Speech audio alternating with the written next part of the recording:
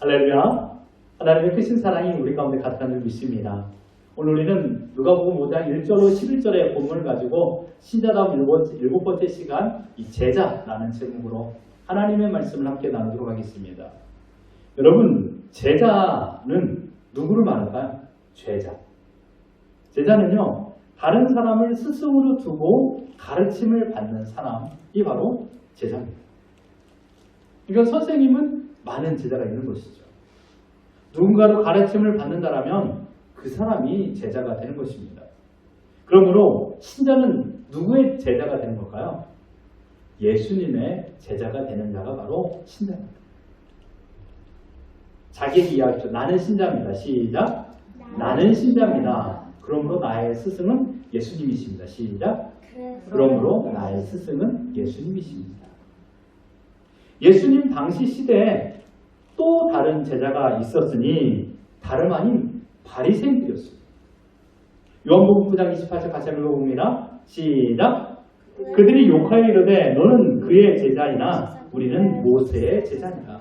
여기서 그라는 것은 예수의 제자를 말하는 것이고요. 두 번째 나오는 모세의 제자라고 말하는 자들은 바로 바리새인을 의미하고 있습니다. 여러분, 모세는요 수천 년 전에 죽었습니다. 그리고 어떻게 우리가 바리새인이 모세의 제자가 될 수 있을까요? 다름 아닌 모세가 기록한 율법의 명령을 따라 살았기 때문에 자신들을 모세의 제자라고 자랑스럽게 생각하며 살았던 것입니다.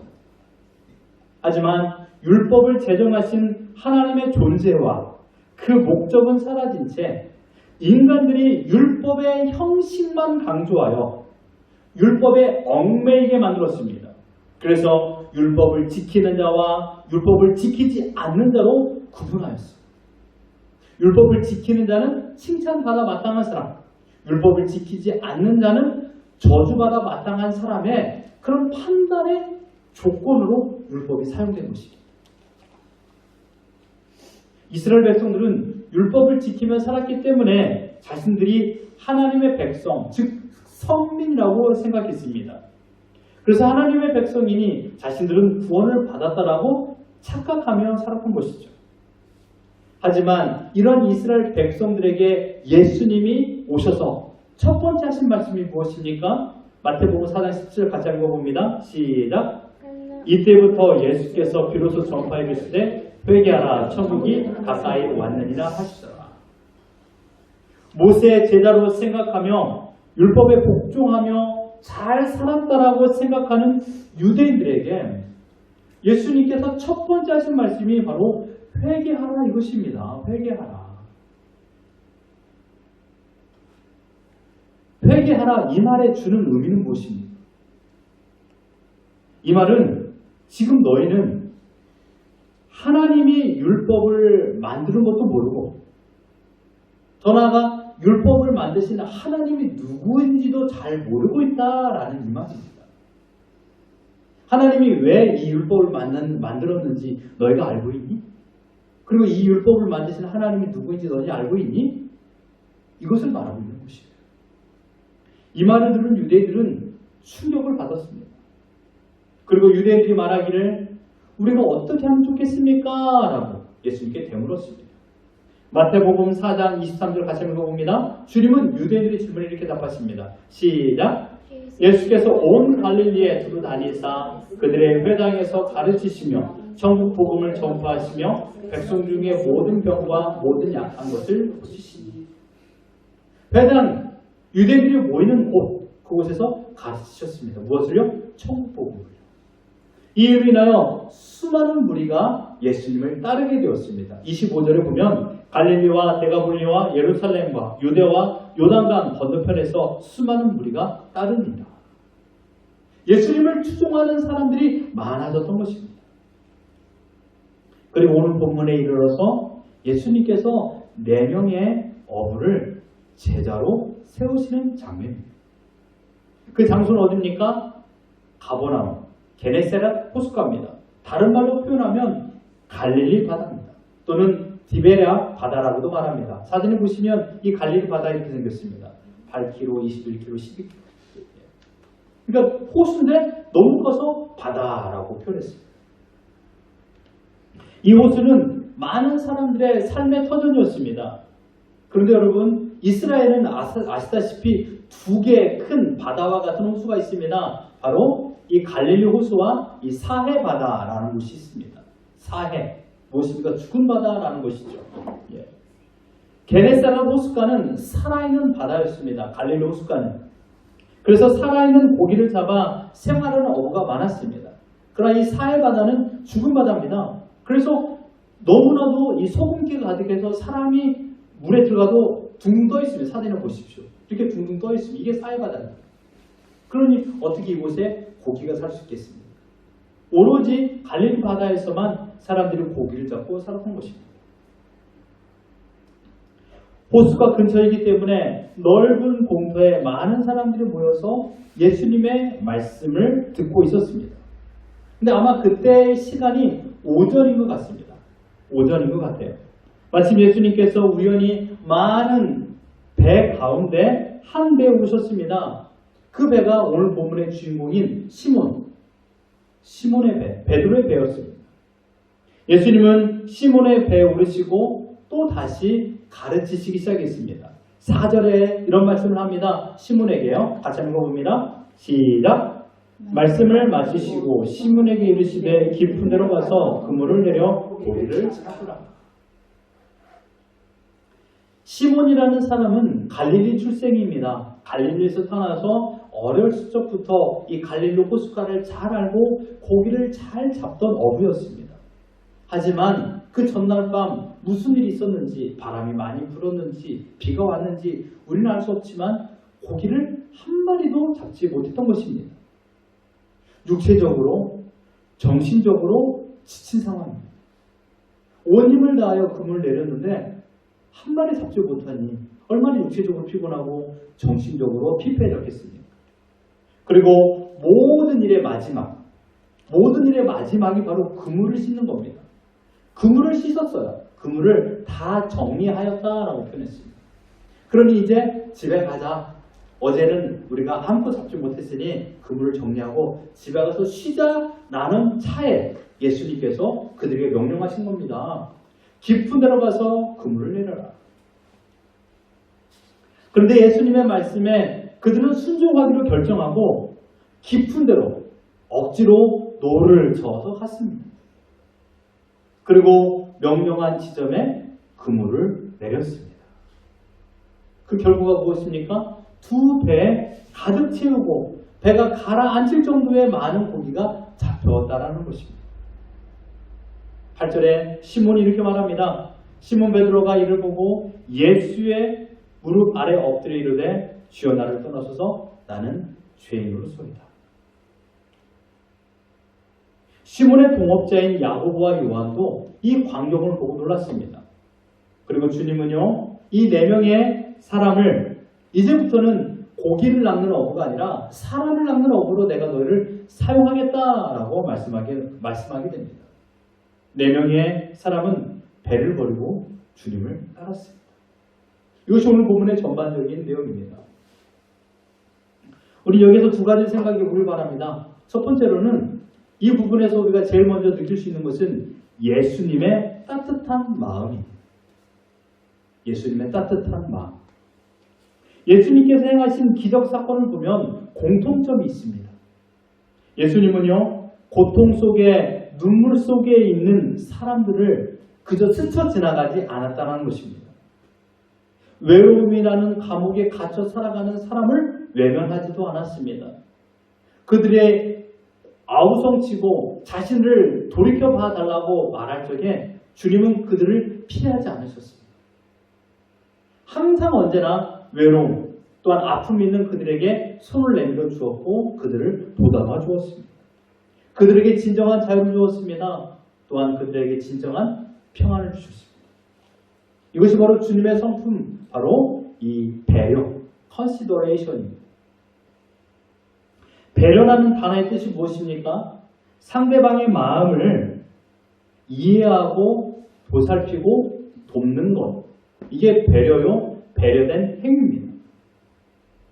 사실 인간들이 살아가는 이 시대에 가장 필요한 요소들은 많이 있습니다. 물질이 필요하죠. 건강이 필요하고 또한 즐거움, 또한 우리가 해야 될 일터 다 필요합니다. 특별히 사회 조직이나 단체, 그룹, 심지어 가족에게서도 꼭 필요한 것이 있는데 그것이 무엇입니까? 배려입니다. 배려. 다른 사람의 입장에서 생각하고 말하는 행동. 이게 배려인 것이죠. 사자성어로 보면 이 역지사지라는 말이 있습니다. 이 역지사지. 근데 이 역지사지의 뜻을 영어로 찾아보니까 이런 식이더라고요. 남의 신발을 한번 신어보면 그 사람의 입장을 이해한다라는 뜻이 바로 역지사지. 어떻습니까? 여러분들은 아빠의 신발을 신어본 적 있습니까? 남편의 신발을 신어본 적 있습니까? 얼마나 발이 젖어서 얼마나 힘들게 일을 하고 있는지 여러분 아십니까? 힘들게 일하고 온 식구에게 필요한 것은 사랑스러운 말 한마디와 따뜻한 밥 한 그릇입니다. 물론 당연히 해야 할 일이기도 하죠. 한 가정의 가장이나 또한 일하는 사람이 일터에서 돌아왔을 적에 따뜻하고 또한 포근한 위로의 말 한마디는 어쩌면 당연한 것일 수 있습니다. 하지만 내가 칭찬하고 열심히 했다라고 칭찬하지 않는다 할지라도 그 일은 당연한 일입니다. 하지만 우리는 그 일에 대해서 그저 당연한 일이라고 생각할 필요는 없습니다.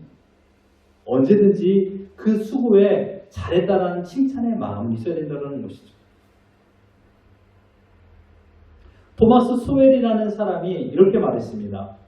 예의와 타인에 대한 배려는 푼돈을 투자해 목돈으로 돌려받는 것이다. 따뜻한 배려가 끝내는 목돈으로 돌아온다는 것입니다. 그러므로 배려는요, 어린 아이든 노년이든 부자든 가난하든지 건강하지 않든지 모든 사람이 할 수 있는 품격입니다. 하지만 배려가 생각보다 쉽지는 않습니다. 왜냐하면 인간이 가지고 있는 욕망, 즉 이기적인 마음이기 때문에 배려하기가 참으로 쉽지 않습니다. 심지어 우리가 사랑하는 가족에게도 우리는 배려하지 못할 때가 많습니다. 사랑의 기준은 무엇입니까? 상대방의 말에 귀 기울여 주는 것입니다. 왜 부부싸움을 하죠? 내 말에 귀를 기울여주지 않았기 때문입니다. 내 말을 들어주지 않기 때문에 그것 때문에 상처를 받습니다. 그래서 여러분 항상 상대방의 말에 귀를 기울여 주십시오. 이게 바로 배려입니다. 오늘 주님은요, 가장 지치고 힘든 인생을 살고 있는 한 형제, 그들을 향하여 배려하셨습니다. 그들을 유심히 지켜보았던 것입니다. 먼 발치에서 군중들에게 가르침을 하고 있는데 어떤 한 두 가족, 형제가 보이는 거예요. 얼굴이 지쳐 있습니다. 그들이 그물을 씻고 있는 것이 보였습니다. 얼마나 고기를 많이 잡았나 주님께서 유심히 봤을 겁니다. 그런데 단 한 마리도 잡지 않았던 것입니다. 아마 주님은 능력이 있으셔서 그 형제가 했던 말을 들었을 것입니다. 에이, 어젯밤에 우리는 꽁쳤어. 하나도 못 잡았어. 이게 무슨 낭패야? 라는 그런 가슴 아픈 이야기를 듣던 것이죠. 어떻습니까? 만선을 기대하고 그물질을 했는데 흉선으로 돌아온 것입니다. 기력도 없이 그물을 씻는 둥 마는 둥 하는 그런 모습을 가지고 있는 것입니다. 예수님이 본 형제의 뒷모습은 무척이나 비참해 보였고 실패로 인한 남루한 아침이었던 것이죠. 여러분, 어부의 가장 큰 슬픔은 빈 그물입니다. 아무런 고기가 없는 그 빈 그물. 자신의 꿈을 위하여, 자신의 가족의 생계를 위하여 꿈을 가지고 소망을 가지고 간절함을 가지고 그물을 내립니다. 그러나 올라오는 것은 텅 빈 그물뿐입니다. 하지만 포기할 수는 없습니다. 다음번에 다른 곳에서는 또 잡을 수 있을 거야 라는 생각으로 그물을 내리는 것이죠. 하지만 손바닥이 벗겨지도록 그물을 내렸건만 그 빈 그물을 보며 형제의 마음은 너무나도 크게 아픔을 가지고 있었던 것입니다. 어떻습니까? 지난주 여러분의 삶은 빈 그물이 가득했습니까? 여러분의 가정에 열매가 있나요?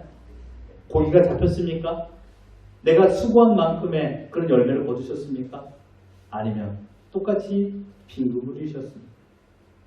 우리는 그 빈 그물 때문에 마음의 상처를 받고 아픔을 당하기도 하고 조급해지기도 하고 또한 하나님을 향하여 원망하기도 합니다. 그러나 여러분, 오늘 본문의 예수님 어떻습니까? 그 배려, 그들의 빈 마음을 아셨던 것입니다. 그리고 그들을 배려하셨습니다. 그들의 마음을 채우기로 주님은 작정하셨습니다. 그래서 그들의 빈 배를 이용하여 바다에 띄웠고 배들 위에서 가르치셨고 가르치시를 마치고 그 배를 사용한 값을 지불하기 위하여 그물을 내리라고 명하셨습니다. 그리고 지금까지 시몬 형제가 한꺼번에 잡은 고기의 최고에 많은 고기를 잡게 되었던 것입니다. 예수님께서 배 사용값을 너무나도 많이 지불하신 것입니다. 저는 시몬의 비어버린 그물이 지금 이스라엘의 상황이 아닌가라고 생각해 봤습니다. 율법은 있지만 제 기능은 발휘하지 못하고 하나님의 백성이라고 자부하지만 세상의 풍파에 아무런 말씀의 능력 없이 살고 있는 이스라엘 백성, 상처뿐인 이스라엘 백성, 이 모습이라고 생각합니다. 마치 사대교회가 주님께 책망을 받았을 때 이런 책망을 받지 않았습니까? 요한계시록 3장 1절 같이 한번 봅니다. 시작. 사대교회 사자에게 편지하라. 하나님의 일곱 영과 일곱 뼈를 가지신 이가 이르시되 내가 내 행위를 아노니 내가 살았다는 이름을 가졌으나 죽은 자다.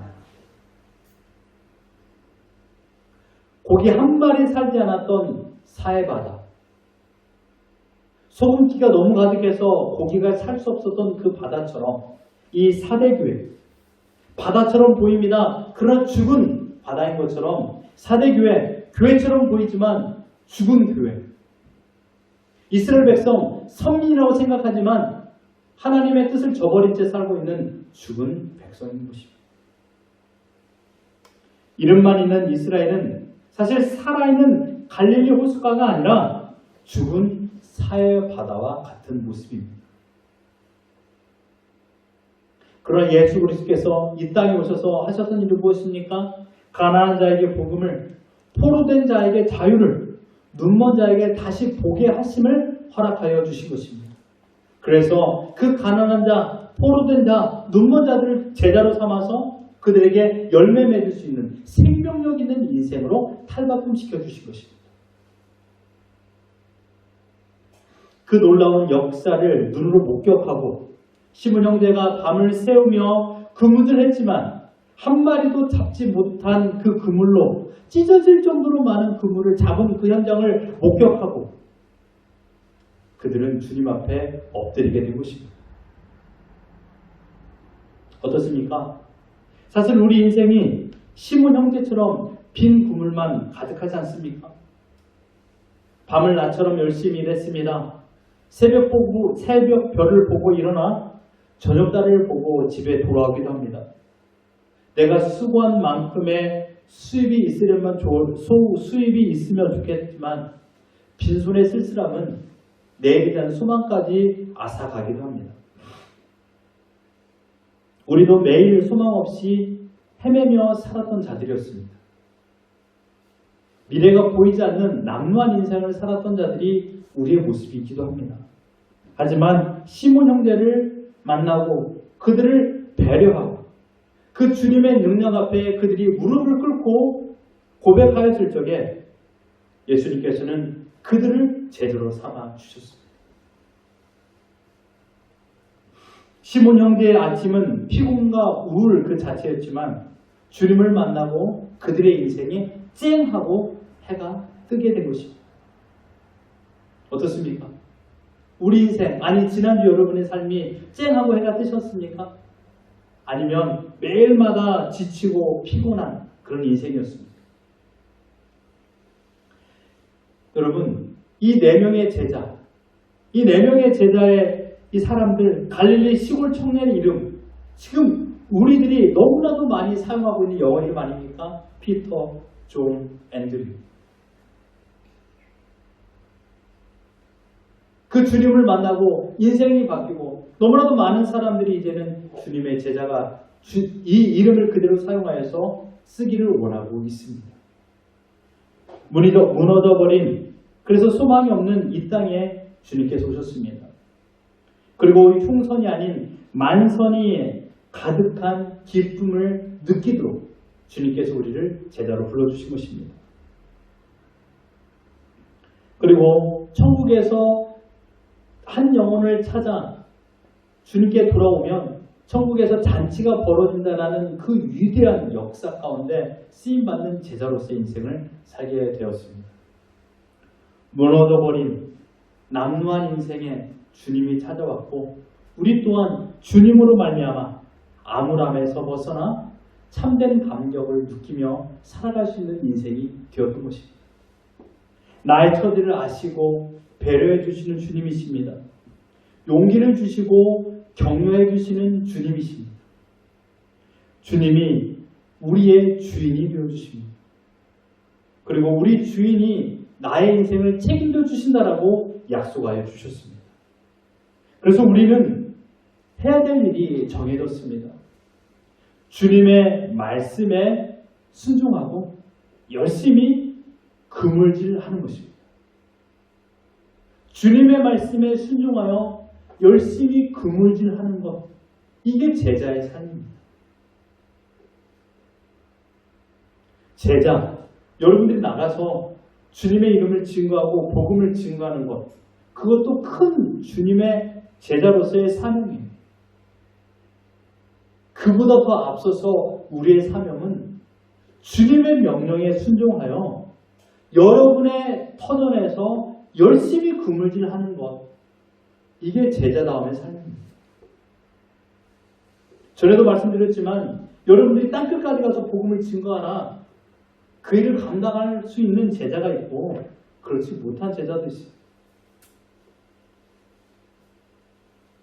여러분들에게 10,000명이라는 사람을 복음을 증거하고 그들에게 예수님을 증거하여 주님을 믿게 하라, 이런 명령을 받는 제자가 있기도 합니다.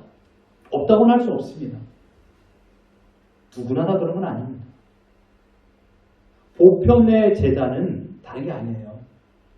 주님의 말씀에 순종하여 여러분의 여건에서, 여러분의 터전에서, 여러분의 일터에서, 여러분의 가정에서 열심히 그물질할 것입니다. 나에게 주신 사명, 아버지로서, 어머니로서, 남편으로서, 아내로서, 자녀로서 오늘의 최선을 다하여 일하는 것, 나의 일을 하는 것, 이게 바로 그물질입니다. 근데 여러분 중요한 게 무엇인지 아십니까? 그 그물에 고기를 넣는 분은 주님이십니다. 내가 고기 잡으려고 해도 고기 잡히는 게 아니에요. 고기를 잡히게 하시는 분은 주님이세요. 그 그물에 고기를 넣는 분이 주님이시라는 거예요. 우리는 고기가 잡힐 때까지 그물질을 하는 것입니다. 지난주는 안 잡힐 수 있어요. 이번 주에 잡히겠다라는 기대 가운데 그물질을 하는 겁니다. 제자의 삶이란 무엇일까요? 같이 한번 읽어봅니다. 시작. 선생님의 가르침이 옳습니다라는 것을 인정하는 것입니다.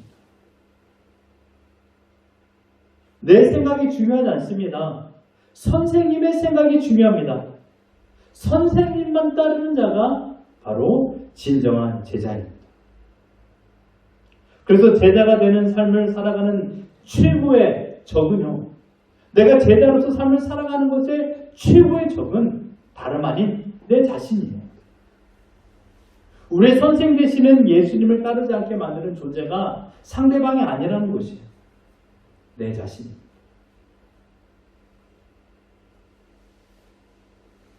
어떤 행동을 하기 전에 여러분 이 생각을 하십시오. 예수님은 내가 무엇을 하기를 원하실까? 예수님은 내가 무엇하기를 원하실까? 마태복음 16장 24절 같이 한번 봅니다. 시작.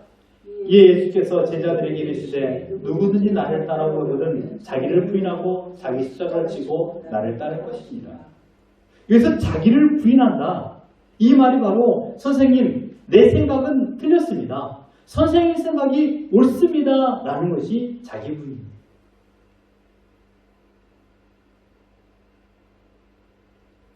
그리고 십자가를 진다는 것은 지금 나에게 주어진 여건, 나의 터전, 나의 일터, 나의 가정, 지금 내가 해야 될 일, 그게 바로 나의 십자가예요. 그것을 가지고 주님을 따르는 것이 어떻게 해요? 주님의 말씀이 옳습니다라는 것을 인정합니다.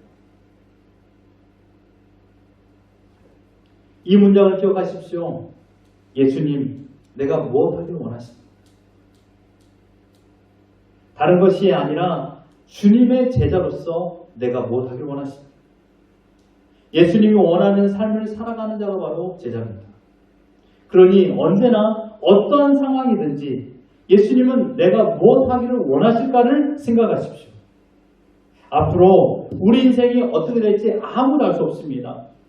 우리의 빈 그물에 얼마나 많은 고기를 넣으실지 우리는 알 수 없습니다. 그러나 여러분 이것 하나만 기억하십시오. 깊은 데서 가서 그물을 내라. 이 말에 순종했던 자들만이 그 고기를 잡을 수 있었습니다. 주님 말씀이 옳습니다라는 것을 인정하고 지금 나의 자리에서 그물질을 하면 하나님께서 채워주실 것을 믿는 것입니다. 이게 바로 제자입니다. 언제나 여러분의 인생길에서 판단의 기준을 나에게 두지 마시고 주님이 무엇을 원하실까를 생각하십시오. 주님이 무엇을 원하실까를 생각하면 그것이 나의 삶의 판단 기준이 되는 것이고 이 주님이 나에게 원하시는 것이 무엇일까를 생각하며 살아가는 자가 바로 주님의 제자의 삶인 것입니다. 언제든 기억하십시오. 나의 경험과 나의 지식이 나의 삶의 터전이 되어서는 안 됩니다. 예수 그리스도. 근데 예수님만 생각하십시오. 예수님, 내가 무엇하기를 원하십니까? 예수님, 지금 내가 어떤 선택하기를 원하십니까? 말씀이 안 떠올라도 상관없어요. 예수님만 생각하시면 그러면 나의 모든 선택에서 예수님 뜻대로 한 번 더 생각하게 되는 것입니다. 이게 제자다움의 삶입니다. 바라옵기는 이제 우리가 2023년 반년 동안의 그물질을 또 해야 됩니다. 열심히 해야 됩니다. 가정에서, 직장에서, 최선을 다해 학교에서도 그물질을 해야 될 것입니다. 그 그물의 수확을 허락하실 분은 하나님이신 것을 믿고 우리가 해야 될 것은 최선을 다하십시오. 아내로서, 남편으로서, 자녀로서, 부모로서 최선을 다하십시오. 주님께서 필요에 따라 모든 것을 채워주실 것입니다. 믿음을 가지고 하나님을 바라보고 원망과 불평하지 마시고 오직 감사함으로 그물질하여 주님의 뜻대로 살아가는 제자다움의 인생을 살아가는 우리 모두가 되기를 주님의 이름으로 축원합니다.